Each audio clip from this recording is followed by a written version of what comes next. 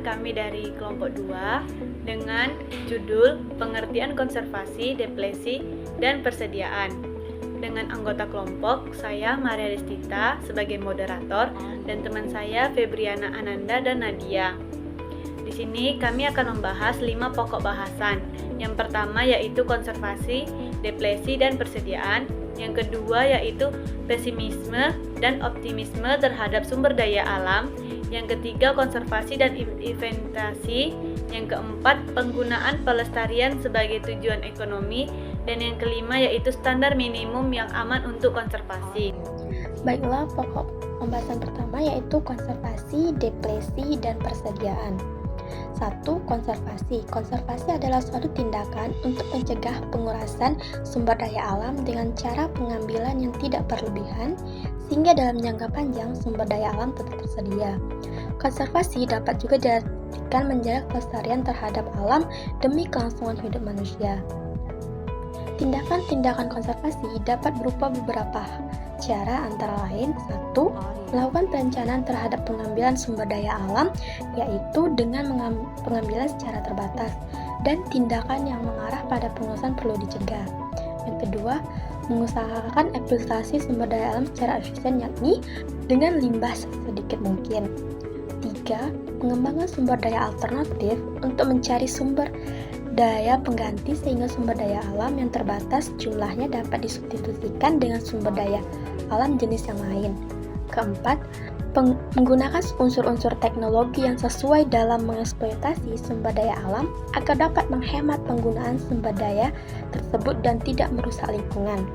Kelima, mengurangi, membatasi dan mengatasi pencemaran lingkungan, karena pencemaran akan mengakibatkan cadangan sumber daya alam semakin cepat habis karena kepunahan, seperti ikan, tanah, dan sebagainya.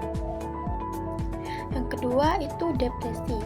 Deplesi berasal dari kata depletion yang berarti suatu cara pengambilan sumber daya secara besar-besaran yang biasanya demi memenuhi kebutuhan akan bahan mentah.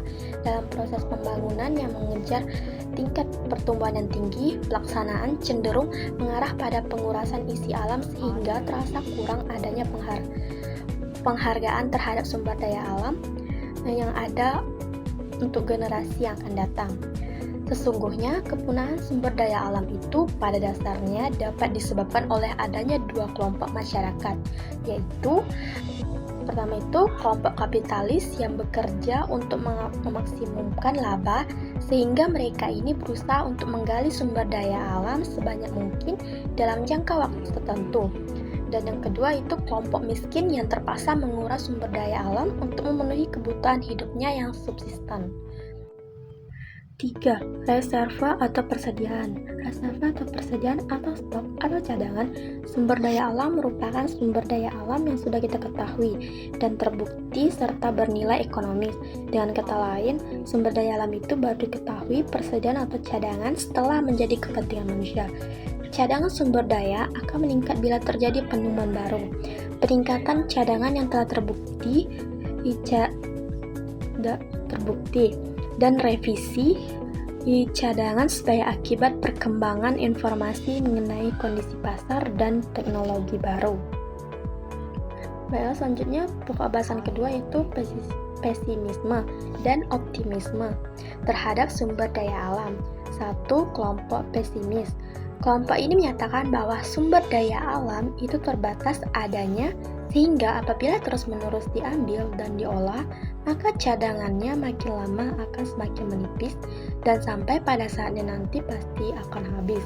Pemikiran yang pesimis ini sudah diawali oleh tokoh-tokoh ekonomi terkenal seperti Adam Smith dan David Ricardo. Yang kedua itu kelompok optimis. Kelompok ini berpendapat bahwa sumber daya alam itu tersedia, melimpah, dan tidak akan pernah habis. Lebih-lebih untuk sumber daya alam yang dapat diperbarui. Baiklah, selanjutnya ada konservasi dan investasi. Konservasi dan deplesi atau pengurasan sumber daya alam sebagaimana telah kita ketahui berkaitan dengan perubahan fisik dalam distribusi waktu dan penggunaan sumber daya alam. Sedangkan investasi dan disinvestasi tidak ada kaitannya dengan distribusi waktu dari penggunaan sumber daya alam. Meskipun kedua pengertian ini seringkali digunakan secara agak membingungkan, tetapi banyak ahli ekonomi menyetujui bahwa investasi dan disinvestasi berkaitan dengan perubahan nilai barang modal seseorang, perusahaan, ataupun masyarakat sebagai akibat dari perubahan dalam tingkat pendapatan maupun tingkat konsumsi. Memang seringkali investasi menghasilkan adanya deflasi dan disinvestasi menghasilkan konservasi. Sebagai misal, karena adanya perubahan teknik produksi, maka terjadi investasi yang bersifat meningkatkan produksi, sehingga semakin banyak menguras sumber daya alam atau deflasi. Demikian pula misalnya tindakan investasi untuk menggantikan tanaman dengan tanaman yang baru akan bersifat konservasi. Jadi, penurunan nilai atau harga suatu barang sumber daya alam tertentu dapat cenderung menyebabkan terjadinya suatu disinvestasi, dan selanjutnya justru akan terjadi konservasi dalam rencana pemanfaatan sumber daya alam. Sebaliknya, suatu kenaikan harga barang sumber daya alam akan berakibat mendorong investasi dan selanjutnya mengakibatkan adanya deflasi sumber daya alam. Selanjutnya yaitu penggunaan lestari sebagai tujuan ekonomi.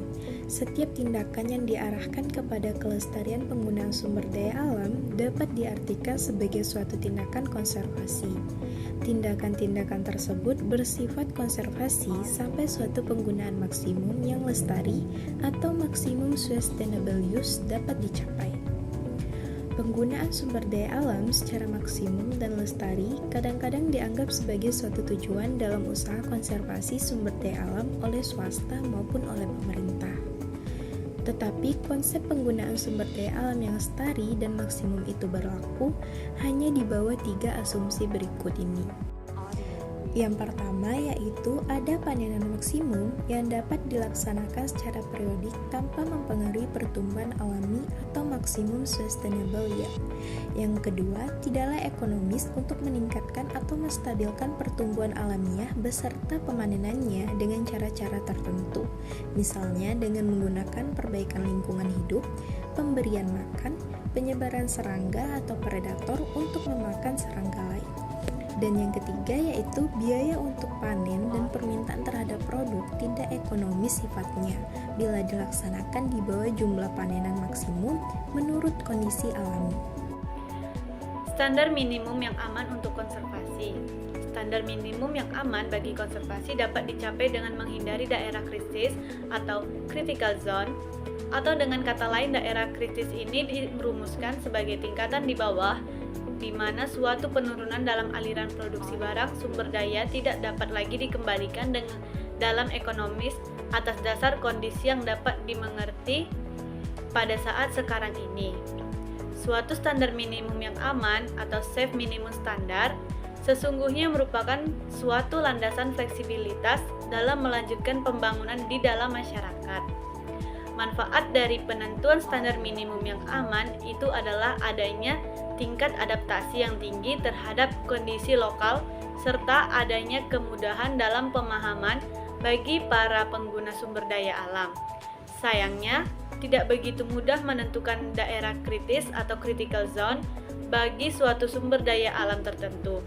Selanjutnya, pelaksanaan dari standar minimum yang aman harus dilaksanakan dengan biaya sosial yang seminimal mungkin.